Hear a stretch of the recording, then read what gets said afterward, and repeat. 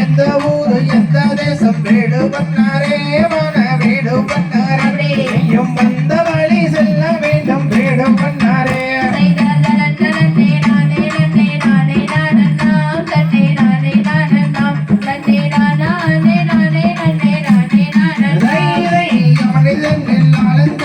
அற்புத பெண்ணோ அடி அற்புத பெண்ணோ